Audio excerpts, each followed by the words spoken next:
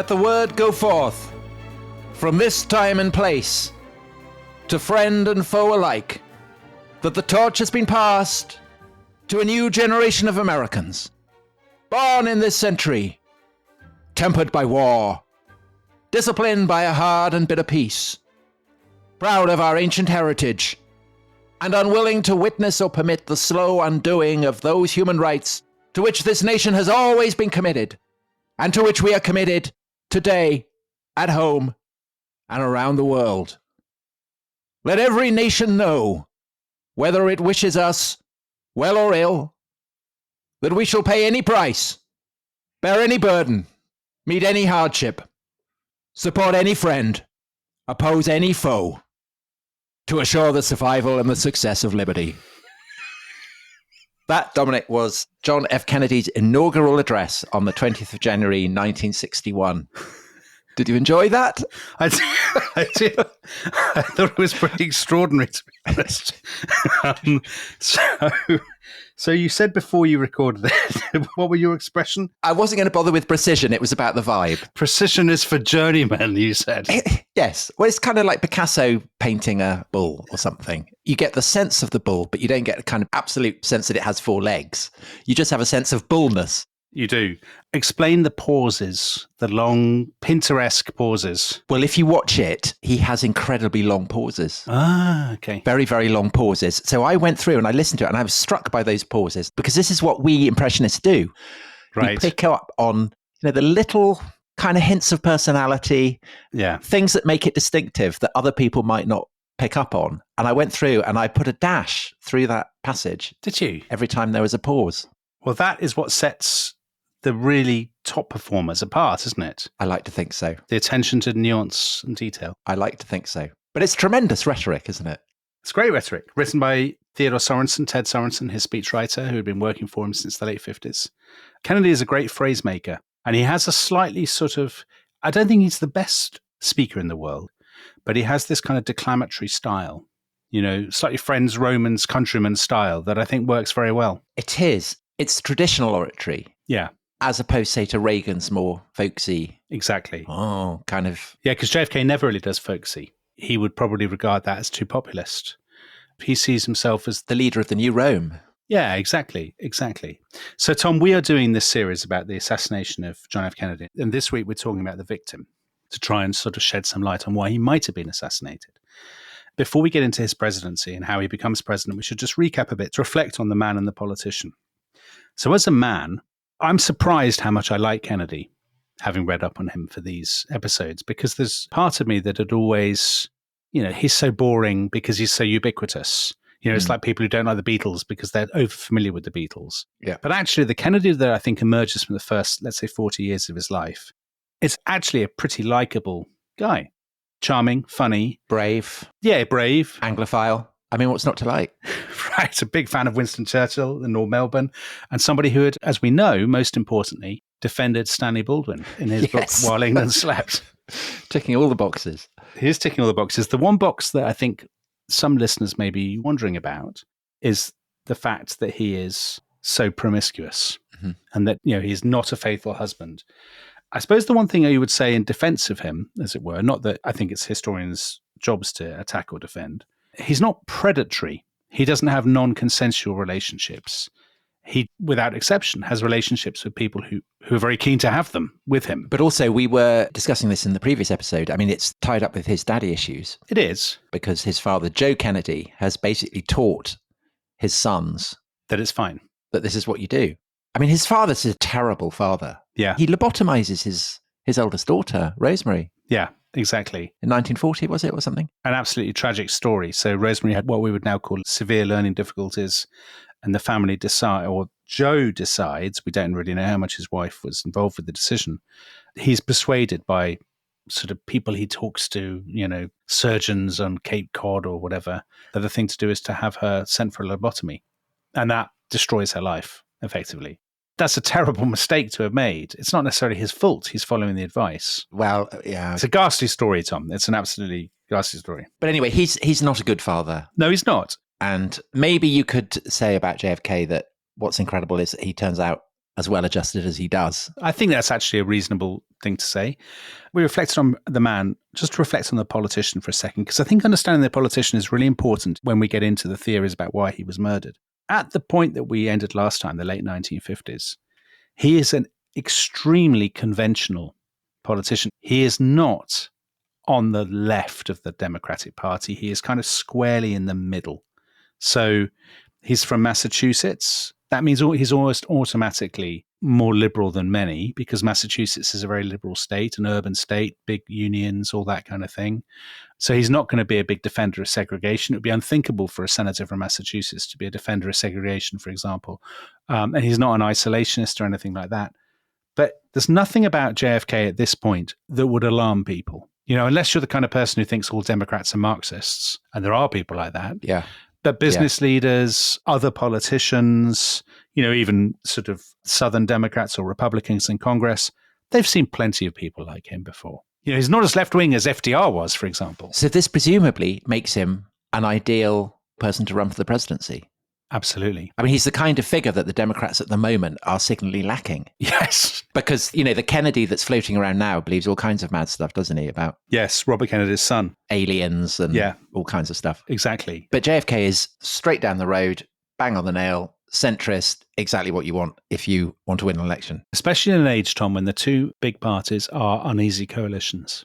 They're regional coalitions rather than ideological. But they always are, aren't they? They are, but in this period, you know, to win, the Democrats must win urban, northeastern kind of cities and things. So the Chicagos, the Bostons, New Yorks, and so on. Ideally, they'd like to win California. And they would also need to win the white segregationist South, right, where a lot of black people can't vote. So in other words, if you nominate somebody who is a fervent champion of black civil rights, you will alarm white Southern voters and you will forfeit the support of the kind of white Southern power brokers. But conversely, presumably, yeah, if you are very associated with the segregationist traditions, then you're not going to win liberals in the Northeast. Correct. Exactly so. Yes, I see. Yes. It's a coalition and it's a tough ask. And if you've got a young war hero with a very beautiful wife, a young family, loads of money, you know, lots of glamour, then you're laughing. And so when Kennedy announced that he's standing, which is in January 1960, he's obviously going to be very hard to beat. There are two downsides. One, senators don't normally win. So it's very rare for a senator to get the nomination because senators are kind of seen as legislators. They're not executives. And secondly, he's a Catholic. And America's never had a Catholic president. There has been a Catholic candidate for president, Al Smith, in 1928, but he was hammered by Herbert Hoover. So that kind of hangs over Kennedy. Can he beat the WASPs? Can he beat the WASPs? And he has to prove himself by doing something that a lot of candidates don't bother doing. He enters the presidential primaries. So we now think of presidential primaries as the norm, but they were quite exceptional in those days. Lots of people didn't enter and thought they could kind of sew up the nomination at the convention. So he enters the primaries and he wins in two quite Protestant states, so Wisconsin and West Virginia. They're the two big tests. He beats the local favorite, who's Hubert Humphrey from Minnesota. And in doing so, he shows that Catholics can win elections outside their own kind of heartland. And how much kind of anti-Catholic sentiment is there floating around his candidacy? Is he going to be ruled from Rome and all that kind of thing? There's a fair bit of talk of this. I think most Americans actually don't think this way at all. There are always a few who do, because, you know, there's still a fair bit of kind of sectarianism. But most Americans don't. I mean, Kennedy puts that to bed quite successfully. But I think because it had never happened, he's always being asked about it. I mean, it seems mad now, looking back, that in 1960, the candidate for the Democratic Party was having to go around making speeches about his belief in the separation of church and state. He was having to go out of his way to say he believed in the separation of church and state and that he would not be dictated to by Rome. That all dates back to Gregory VII, the famous Pope of the 11th century. So a historical irony there. Well, this is a lovely teaser, Tom, for your forthcoming episodes, which you would be doing in 2029, did we agree? To be discussed. On Gregory VII. Anyway, he goes to the convention. He wins on the first ballot. There are lots of other candidates. So Lyndon Baines Johnson, the Senate Majority Leader, Democrat, kind of Texan, is one of the other candidates. And Kennedy actually ends up picking him as his vice presidential nominee. And that's to balance his Northeast kind of liberal Harvard, Massachusetts vibe with a hard drinking, hard pissing Southerner. Right. Yes, a Texan. So not somebody from the real heartland, the segregationist heartlands of Mississippi, South Carolina or somewhere, but a Texan, so on the kind of fringes of the South, but somebody who knows how to work the system in Congress, somebody who's been around a lot. I mean, they're a very odd couple. They have nothing in common, but it's a sensible choice. And Kennedy makes this grand speech at the convention about the new frontier. We stand on the frontier of the 1960s. He appeals to youth. He says, my call is to the young at heart, regardless of age. The Cold War is crucial for him. So he says, we're in a struggle for mastery, a race for mastery of the sky and the rain, the oceans and the tides, the far side of space and the inside of men's minds. This is the kind of soaring rhetoric that I think if somebody did now in the 21st century, people would slightly laugh. But in 1960, people would love it. I mean, they did love it. I don't know. I think someone should try it. Can you see Rishi Sunak coming out with this, Tom? No, not Rishi. Someone in America. Yeah, maybe. So he goes into the general election and he's up against Nixon, the vice president. With his 5 o'clock shadow. With his 5 o'clock shadow. That's been massively overstated, So this is a reference to the TV debate. Nixon wore a pale suit and kind of looked very haggard. Sweaty. He did look sweaty because he'd said he was going to visit every single state to show his dynamism. So he'd visited every single state and he was absolutely exhausted. And he'd also hurt his knee and then been hospitalized. And he drags himself from his hospital bed to do this debate. And actually, I mean, there's sort of one clip of him looking a little bit sweaty. He's not even looking that sweaty. He's looking a tiny bit sweaty. And that's now become a staple of documentaries. But actually, if you watch the whole debate, it's actually very boring. They're both really good by modern standards. I mean, you watch it in disbelief at how far the standards have plummeted since then. They're both very articulate, really well informed, very thoughtful. They don't really disagree on very much. The big issue is Kennedy says, under the Eisenhower administration, we've fallen behind the Soviet Union.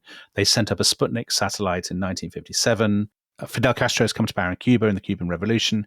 And also Kennedy says there's this massive missile gap. He goes on about this all the time.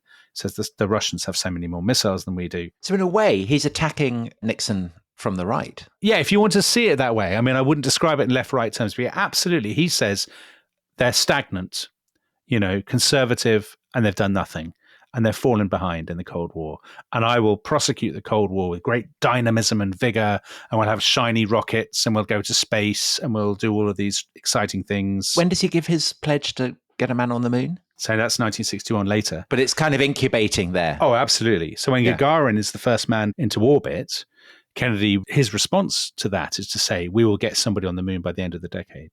So this is all part of his kind of new frontier thing. You can understand why he's saying this because America has had, it's not perfect, of course, it's had McCarthyism and the civil rights issue, but America is by far the richest, most affluent, most technologically advanced country on earth. Tremendous optimism around, we can do what we want, we can put a man on the moon, we can solve poverty, we can win the Cold War. Kennedy is the embodiment of that early 60s kind of shiny space age, atomic age optimism. But also Camelot, famously, is the word that's applied to his White House. Though only afterwards, Tom. Oh, not at the time. So it's actually Jackie giving an interview to Life magazine, I think months after his assassination, says, right. Oh, it was like Camelot. We love Camelot because they loved the musical. Yes. They're very much a musical. So when people go on about the glamour of the Kennedy White House. What is it? What do the common people do? I think they sing. That's it, yes. Yeah. I can't remember how it goes. But they're very much people who like listen to Broadway musicals and sipping martinis. That's their kind of Mad Men. Yes. Yeah. And that's the sort of Camelot mystique. Now, actually, the interesting thing is we've listed all Kennedy's great advantages and assets. This is the closest election, in modern American history. Both candidates win just over 49.5% of the vote. And actually goes down 2 states, Illinois and Texas. And in both of those states, there were allegations that it had been fixed and there'd been fraud and that people had stuffed boxes. Right, because the allegation that Joe Kennedy bought the presidency for his son, it's a kind of Trump-esque complaint, isn't it? That rumbles throughout his presidency. And it plays a part in the theories after Kennedy's death, because some people listening to this may well say, they fixed the election, Joe Kennedy bought the election, but he didn't deliver, and then the mafia killed him. Okay, so let's bear that in mind. Well, the truth of the matter, just on that election, he didn't buy the election. They did spend a lot of money, but Was there a sense in 1960 that it had been fraudulently bought? Not really. And also, it's possible that there'd been a little bit of ballot box stuffing in Illinois. The margin there was 9,000 votes. But in Texas, the margin is 46,000 votes. That's a hell of a lot of votes. So most academics, in fact, almost all academics, I think, who have looked into this say that was not a stolen election. Yeah. Okay. And actually, there's always a little bit of grey area in some of these things because local election officials, they make mistakes. Yeah. They are appointed by the party. They maybe, lean one way or the other. But this isn't a case of major fraud by any means. So Dick Nixon slinks off to lick his wounds, and Kennedy, meanwhile, is preparing to deliver his long, pause-strewn inaugural address. He is indeed. Now, on his administration, Tom, this is again important when we come to the murder. A common belief among conspiracy theorists is that Kennedy was ultimately much more left-wing than people realized. That he's a radical who is going to alter American foreign policy or domestic policy in some alarming way. And for that reason, he had to be eliminated. When you look at the people in his administration, the key players, they're all very much the old kind of Washington insiders. So his Secretary of State, Dean Rusk, had been a State Department official in the 1950s, and then he had run the Rockefeller Foundation. His Treasury Secretary, Douglas Dillon, was an Eisenhower Republican, had been an Eisenhower official. And his Defense Secretary, Robert McNamara, had worked for the Air Force, and then he had been head of the Ford Motor Company. So these are not, firebrand radicals by any stretch of the imagination. They are very establishment figures. Very military-industrial complex, though, Dominic. They are very military-industrial complex, but is Kennedy himself not somebody who would be military-industrial complex adjacent, Tom? People who've watched Oliver Stone's film JFK will remember that it opens with Eisenhower in his last broadcast warning against the military-industrial complex, doesn't he? So I just throw that out. Which he absolutely did, but I think Eisenhower's warning there is partly a warning actually about let's not overspend. Let's not throw loads of money at expensive military white elephants just to please, big business and their friends in the military who want to build air bases and stuff everywhere and waste everybody's money. I think this sort of the idea that Eisenhower is actually secretly Dwight Eisenhower hated the United States and its mission in the world. I mean, that's obviously nonsense. Eisenhower is incredibly patriotic and has already toppled a government in Guatemala, Tom, in 1954. All right, Poirot. Carry on with your account of the murderee's administration, stacking up the clues or not. So it's possible, I suppose, that somebody might want to murder Kennedy because they regarded him as too left-wing domestically. It's possible, but is it likely? So if you look at his economic policy, that's the thing that most people usually care most about. Not the most eye-catching, but if you ask ordinary people, it's bread and butter stuff. The economy grew every year in Kennedy's administration, and the one big thing he did was to cut everybody's taxes. So the economy had stuttered a bit at the end of Eisenhower's time. There'd been a brief recession in the late 50s. And Kennedy's keen to get it started again. Now, he could do this through kind of Roosevelt-type big government public works, or he could cut taxes and give people more money to spend. The Liz Truss option. The Liz Truss option. That's not a comparison you often hear, is it? The Kennedy-Truss comparison. But it works for JFK. It does work for JFK, and he lasts longer than Liz Truss. So he cut most tax bands. There are about 1,000 different tax bands in America in the early 60s. The average cut was about 20%. So if you were the top-rate taxpayer, so the people who might be in a shadowy meeting, Tom. Yes, smoking cigars, yeah. Deciding to rub him out, you have JFK to thank for slashing your rate of tax from 90% to 70%. So whether such people are genuinely suffused with rage against JFK's socialistic policies, I will leave the listener to decide for themselves. And in fact, some liberals, it's often a thing among liberal historians, they will say, JFK is just an establishment centrist stooge, centrist dad. He's not actually doing all the things that he should be doing.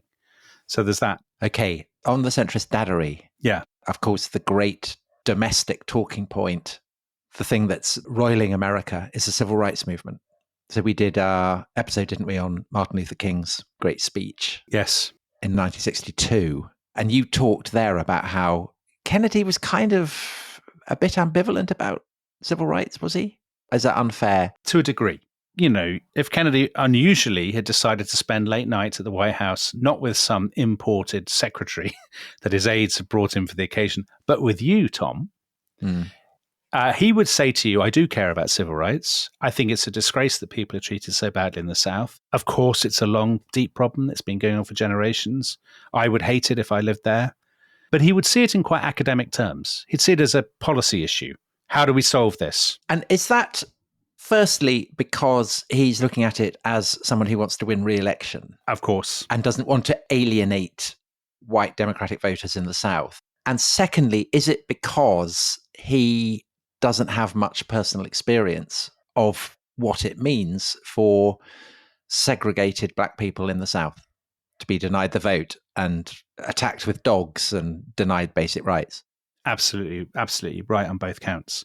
So on the one hand, he's grown up in gilded splendor in Massachusetts and been going around to London and going on trips to Europe and hobnobbing with actresses and all that stuff. He's spent far more time in Europe than he has ever spent in the American South. I mean, he's spent probably more time in one city, London, than most of the American South put together. To him, he doesn't have black friends. There weren't black people at Choate or, would there have been people at Harvard? Not that he would have associated with. It's just never been an issue for him. So he has no emotional investment. One of the things I remember from the episode that we did on the Martin Luther King speech is that Kennedy had never heard Martin Luther King speak before. No, exactly. That's his first time he hears him. Yeah. And then there's the issue of the coalition, that to get anything through Congress, he'll probably need to depend on Southern Democratic votes. Obviously, they will never vote for him on civil rights. So if he wants to get that through, he'll have to rely on Republican votes. He appoints as Attorney General, so he's in charge of law and order, his younger brother, Robert. Robert, at this stage, he's a fascinating character, actually, Tom. Ends up being a great aficionado of Greek tragedy, would you believe? I'm not surprised. But Robert, at this stage, is a very hard man. Robert is the fixer who does the dirty work for his older brother. And he basically says to Robert, just keep me out of civil rights. Keep it quiet. We can deal with that in the second term. I don't need any grief about civil rights. And actually what happens, of course, is that civil rights becomes this colossal issue. And that a couple of occasions, he has to federalize the National Guard, send in the National Guard over the heads of state governors to enforce the desegregation of universities, first in Mississippi in 1962 and then in Alabama in 1963. So circumstances are pushing him to take a more and more interventionist line on civil rights. And then in June 1963, he finally realizes he has to bite the bullet. He gives a landmark TV speech. It's actually a really powerful speech in which he says, this is a moral issue as old as the scriptures and as clear as the American Constitution. He says, we preach freedom around the world, but how can we do that when we say we are the land of the free except for the Negroes? We have no second-class citizens except for Negroes. We have no class or caste system, no ghettos, no master race, except with respect to Negroes. And he also says, who among us, if we were black, would be content with the counsels of patience and delay? So he says, okay, enough. Let's fix it. And he says, I'm going to send to Congress a bill to outlaw discrimination in schools and public accommodations and in employment to end the age of discrimination. The issue he has is he going to be able to get this through Congress? And at that point in the summer of 1963, it looks very unlikely. It looks like the Southern Democrats will block it. So he's been pushed into taking this position. And lots of black civil rights leaders say he's been very slow, he's dragged his feet, but at last he's given us the speech we dreamed of from a president. But whether he can turn that into legislative accomplishment, that's a very different question. So presumably that is something that he would, now having made the speech, he has to look to sell it to people in the South and to cities like Dallas in Texas. Yeah. So that's Kennedy's domestic policies. But let's take a break now. When we come back, let's look at the dimension of foreign policy, Cuba, missile crises, and the Cold War. So we'll be back in a few minutes.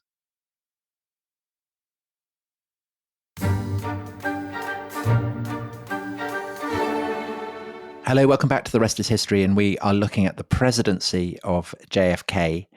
And Dominic, in the first half, you, to be honest, gave us a survey of his domestic record. But as we said, his real focus, the events that he's really remembered for, are all pretty much in the dimension of foreign policy, aren't they? They are, because that's what had fascinated him since he was a teenager. In the first episode, we talked about him reading Winston Churchill's book, The World Crisis. He read a biography of Duke of Marlborough. He had written his thesis about British politics in the 1930s.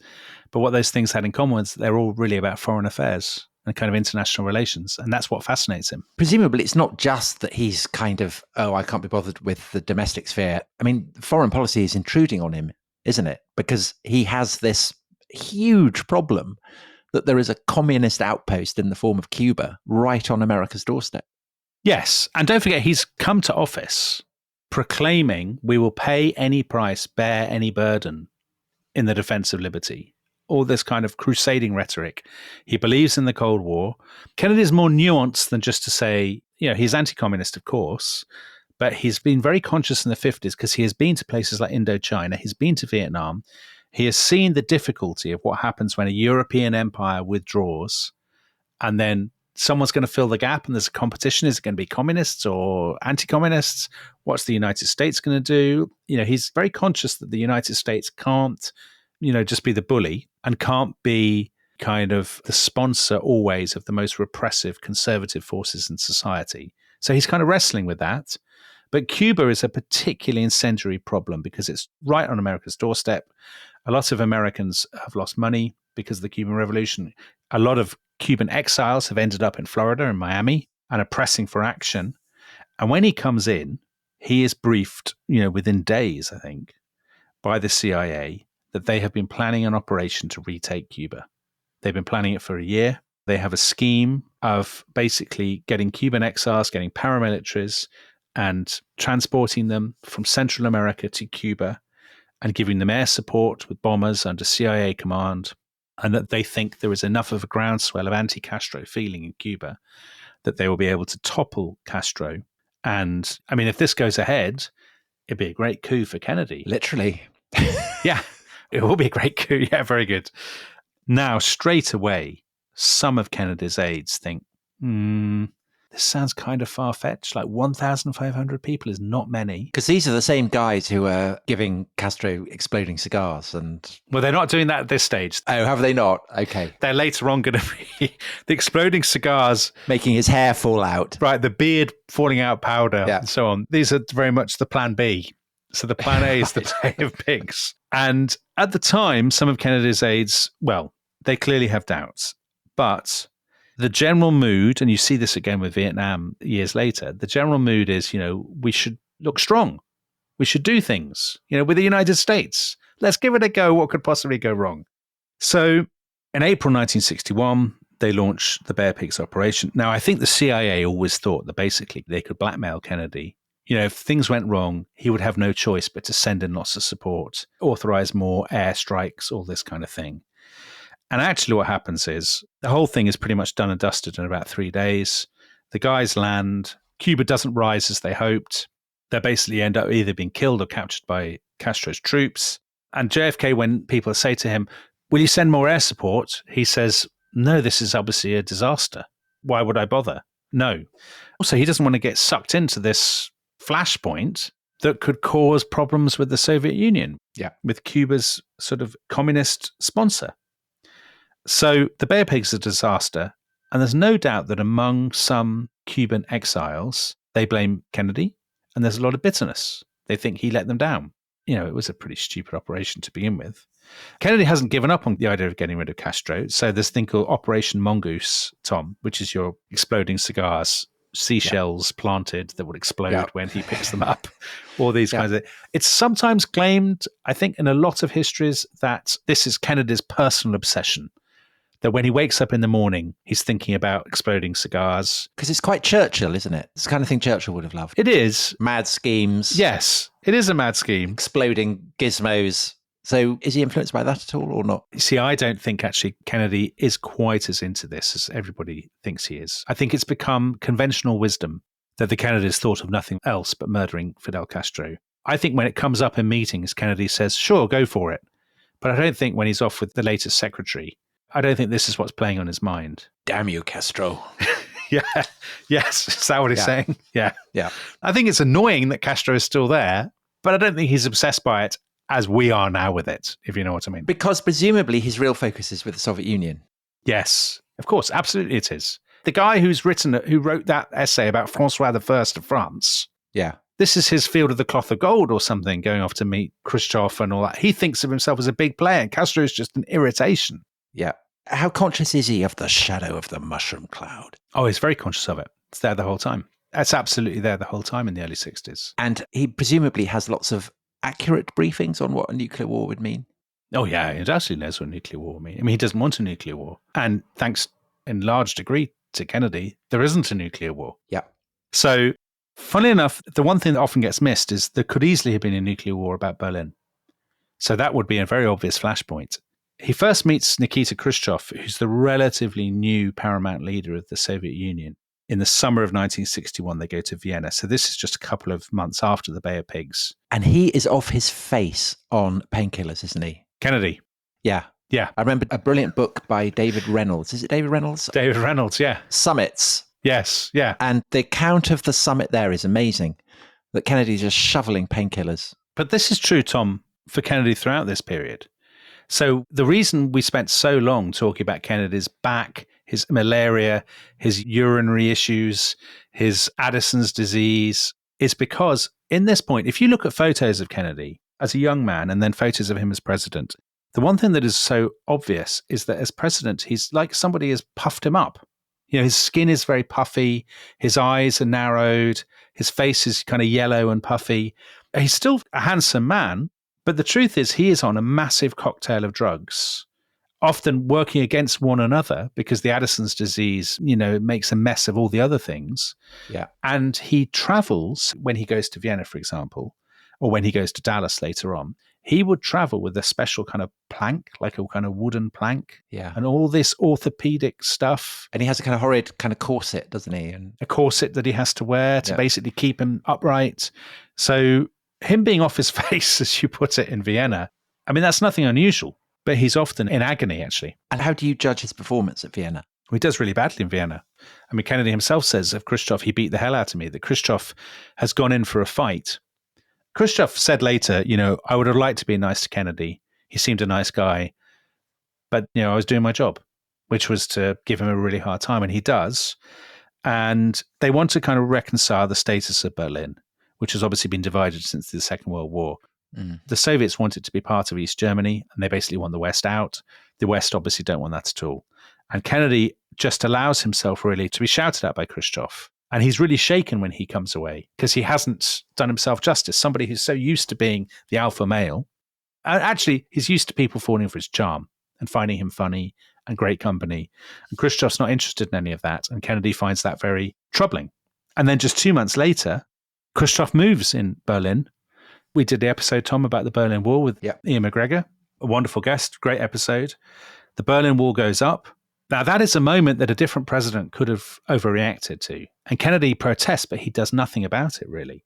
He sends troops to the checkpoint. The tanks squaring up. The tanks, the footage and the photos, it's extraordinary. I mean, that could be the beginning of the Third World War. Yeah. But Kennedy is very conscious, you know, we won't do anything to provoke them, because actually, in some ways, the forced partition of Berlin with the erection of the wall, it's not a bad outcome from his point of view. I mean, aside from anything else, it's a terrible symbol of what the Cold War means. Yes, but it freezes the conflict. I mean, if there's a bloody big wall there, then you can't fight each other. So how would you gauge his performance in that he's kind of Goldilocks, tough, but not too tough? Yeah, I mean, in that first year, it's Khrushchev and the Kremlin that are driving the pace, and he's reacting. He's purely reacting, but he's reacting in a fairly sensible way.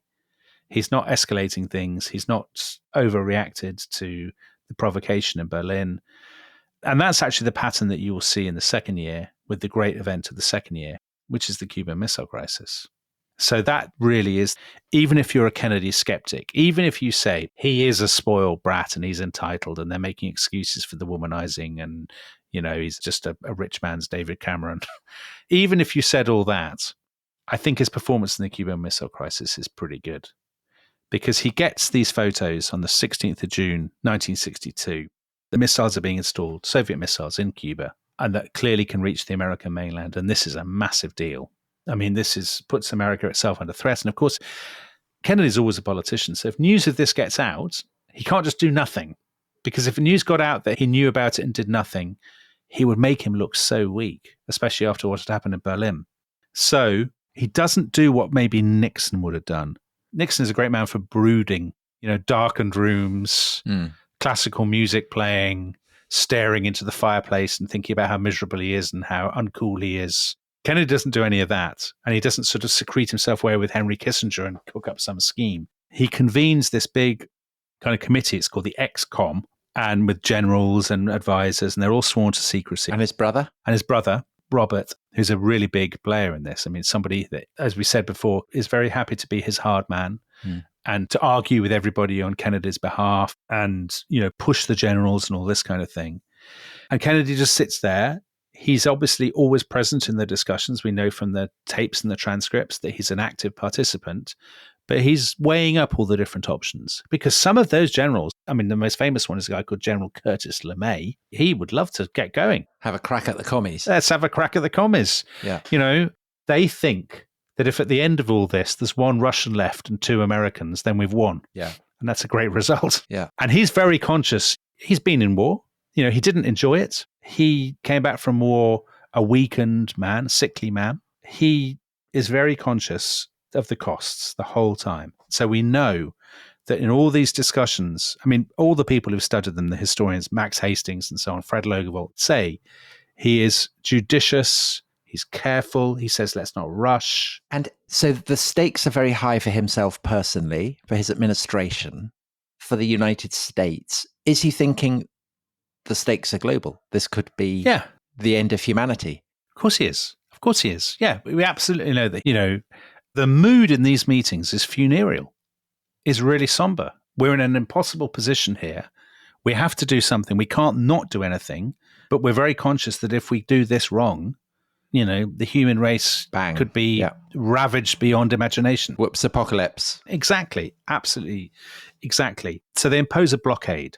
They don't act immediately against the missiles. They don't do what some of the generals want, which is to strike at Cuba straight away. He says we'll have a naval blockade around Cuba. I mean, this is a great subject for at least one Rest is History podcast. But just to tell the story very quickly, they impose the blockade. The Soviets look like they're going to ignore it, and they have a ship steaming towards the islands. The world holds its breath, Tom. I know you love I love a cliche. You love a BBC Two documentary cliche. I do. The world holds its breath. And then Khrushchev sends 2 messages, the first of which seems to be quite emollient, the second of which seems to be quite belligerent. And Kennedy says, let's pretend the second one never happened. Maybe he sent that under duress or been drinking or whatever. Let's reply to the first message and let's do quietly a little deal.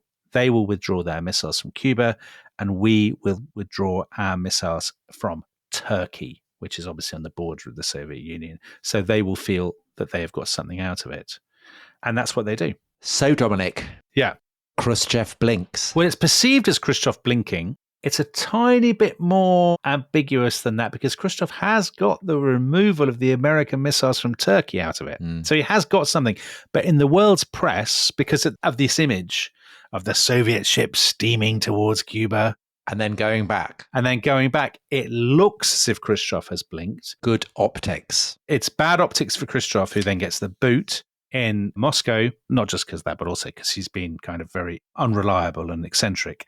And Kennedy comes out of it looking the person who held his nerve and won the day. Young, charismatic. The amazing thing is that during all this, amid all the stress, he was still carrying on, having a mistress called Mimi Beardsley smuggled into the White House for trysts. Well, I suppose if, you think the world's going to end. Yeah, get on with it. Yeah, crack on. Yes, exactly. Could be the last chance you have. Now, there is one other thing. So on all this, Tom, on the foreign policy, because we mustn't forget we're thinking about motives to bump Kennedy off. You can see why anti-Castro Cuban exiles would be very, very cross with Kennedy. You can actually see why, if a Cuban exile had been caught red-handed with a revolver in his hand, having shot Kennedy in the White House. You wouldn't be surprised. I mean, it's not inherently implausible. On the missile crisis, on his handling of affairs with the Soviet Union, he's definitely not weak. I mean, he's not an appeaser like his father had been. So what do the generals make of him in the wake of the missile crisis? Do they kind of express their respect, or are there some who think? I mean, there would be 1 or 2 who would grumble, but I think most of them recognize that he's done a decent job. There's no General Pinochet waiting in the wings at the Pentagon or anything. Now, the other big thing is Vietnam. So when I saw that Oliver Stone film, JFK, which we talked about in episode 1, I remember really vividly how Vietnam absolutely hangs over that whole film. And the idea that Kennedy is going to withdraw from Vietnam, and that's why he was murdered. And that is, put it this way, I think it is hard to sustain that claim with any authority when you look at Kennedy's record in Vietnam. So the United States is already committed to Vietnam before he becomes president, but not by masses of people. It's really just the military advisors level at that stage. Yeah. So there are military advisors. There's maybe something like 1,000 when he comes in. He increases them quite radically in his first 3 years. So there's about 16,000 by late 1963. Now, don't forget, there's lots of American troops and advisors in different parts of the world. So this doesn't make Vietnam a complete outlier. He is conscious that the Viet Cong, the National Liberation Front, the North Vietnamese, have been pushing and pushing since about 1961. They are trying to strengthen their grip in the countryside. Their dream is to unify North Vietnam, which is communist, South Vietnam, which is anti-communist. But, you know, there are loads of examples of Kennedy saying to people, I'm very well aware how much we're hated. I'm well aware of how much the Vietnamese people resent outside interference. You know, I'm very worried about this. I don't want to lose South Vietnam, but equally, I don't want to see us stuck in this terrible quagmire that we can't get out of. So he's conscious of all this. Now, one development that it kind of seems, you know, uncanny given what we know is going to happen is the president of Vietnam, South Vietnam, that he's got reasonably close relationship with, a guy called President Diem. He is toppled by a coup in October 1963. It's not CIA orchestrated, but it's CIA backed. So a bit like the one in Chile that we talked about. Yeah, it would have happened anyway, even if the Americans didn't approve of it. But the Americans do say, fine, go for it. He is toppled and he is then murdered. And when Kennedy hears that Diem has been murdered, he's very shocked. I mean, people say he's furious. He thought he was just going to be imprisoned or sent into exile or something, but he is killed. And this is just weeks before Kennedy's own death. And Kennedy is very troubled by this.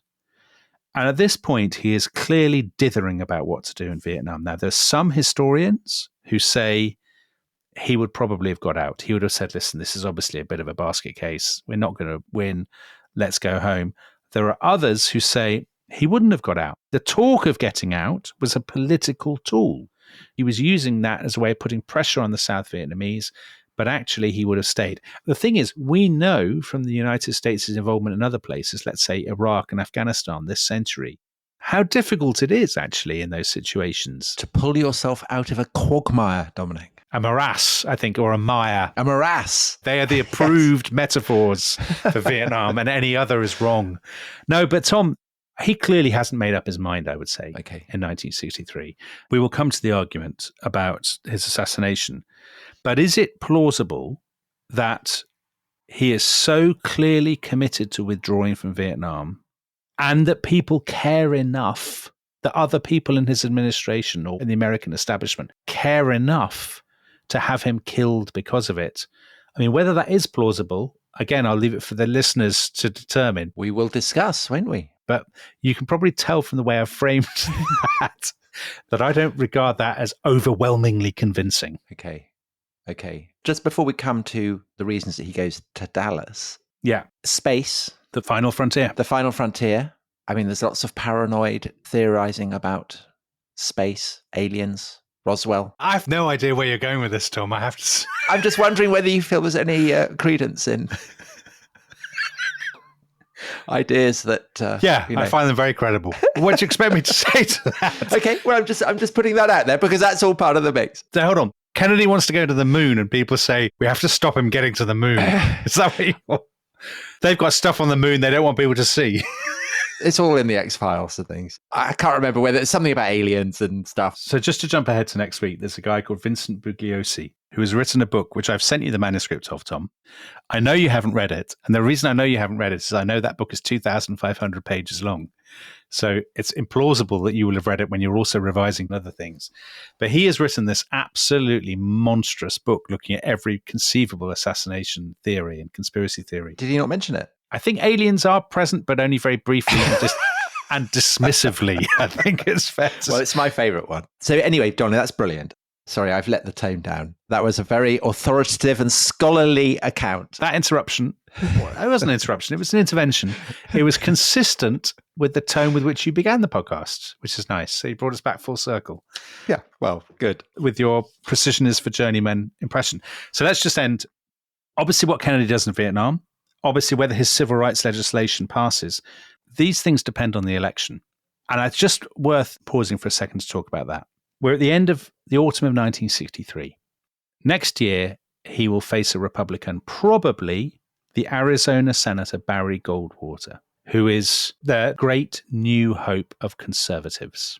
So he is the guy, Tom, I know you love this. Yes. I know what you're going to say. In your guts, you know he's nuts. That's right, because their slogan was, in your heart, you know he's right. But in your guts, the Democrats said, you know he's nuts.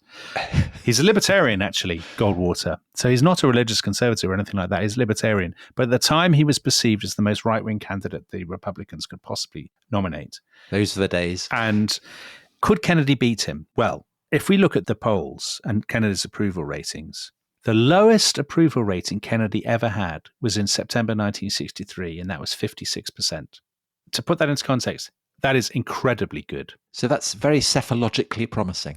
His approval rating average, Tom, so he doesn't even finish 3 years as president. He does 2 years and almost 11 months. His average approval rating in that time was 70%. That is the highest in modern American history. That's not bad, is it? So it's not just, retrospective sentimentalizing post the assassination to say Kennedy is perceived by the American public as an extremely competent, emollient, impressive political actor. He absolutely is. And I think there's no doubt that he would have won re-election had he stood. The only issue he has is, as you said, the South. And he has another problem, which is that in Texas, which had been so important to him in 1960, his vice president state, there is a big rift within the Texas Democratic Party between two of the local power brokers, a senator called Ralph Yarborough, who's more liberal, and the Texas state governor, John Connally. And is the rift over civil rights? It's actually much more about personalities and patronage. It's a kind of patronage rift. So It's not over civil rights specifically at all. But the fact that they're on different wings of the party, because Connally ends up basically becoming a Republican, that's probably in the air, vaguely. But it's a kind of court politics thing.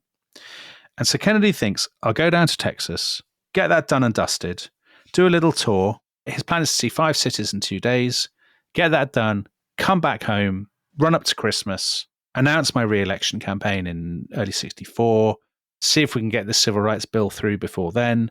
But all the other things being equal, he thinks is pretty set fair. He decides he's going to go with Jackie. Now, why does he take Jackie with him? Because they have actually just lost a child, Patrick, who lived, I think, for 2 days or so, was born very sickly and died afterwards. And Jackie had sunk into a very deep depression, obviously completely understandably and naturally. And aides and people who knew them said, their time in the White House, they'd had lots of glamorous dinners and all that kind of thing, but there'd been, a lot of arguing and bickering and normal kind of marital stuff compounded by the fact of his affairs.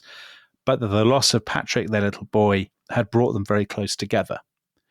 And that, she was going to come with him now to Texas. He wanted her with him. He wanted her with him. So on the 21st of November, they visited San Antonio, Houston, and Fort Worth. And the plan is they will tour Dallas on the 22nd, and then they will spend the evening in Texas at Lyndon Johnson's ranch. And so that, Tom, is the plan. And of course, I hate to call it a cliffhanger because everybody knows what is coming next. But next time, we will look at the day of the murder, and then we will look at the various theories and the possible culprits. And of course, as we said last time, the thing with the murder mysteries, you just can't stop, can you? You're just so excited to find out what happens. Yeah, and you can actually do that with this, can't you, Dominic? Some lucky people, members of the Rest is History Club. The golden ticket. Yeah. Yours for very, very reasonably priced admission. People have never heard this before, a lot of people, because I imagine there's loads of people listening to us for the first time. So for those people, I'll say you have to go to restishistorypod.com and you get an unbelievable range of benefits and treats. We're practically giving it away, aren't we? It's like Camelot, actually. It's very like the atmosphere, the glamour. So if you go into our chat community, It's not just incredible value. It's like the dazzling repartee of Camelot in the height of the Jack and Jackie regime. Yeah. I mean, that's pretty much what we are, Tom, actually. Mad Men. The Jack and Jackie of history podcasting. Right.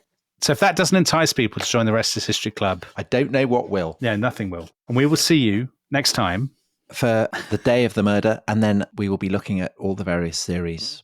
I don't think we'll be revisiting the aliens theory, Tom. I'll tell you that now. Well, we'll see. I mean, Okay. Two of us in this party, Dominic. There are. That's true. It's true. So we will see. So coming up, we've got the day of the assassination, the events of that terrible day. That is episode 3. And then all the various theories about who did it and why. Russians, CIA, mafia, aliens, whatever. We'll be looking at them all. So whether it's immediately after this episode or next week, we will hopefully see you very soon. Bye-bye. Bye-bye.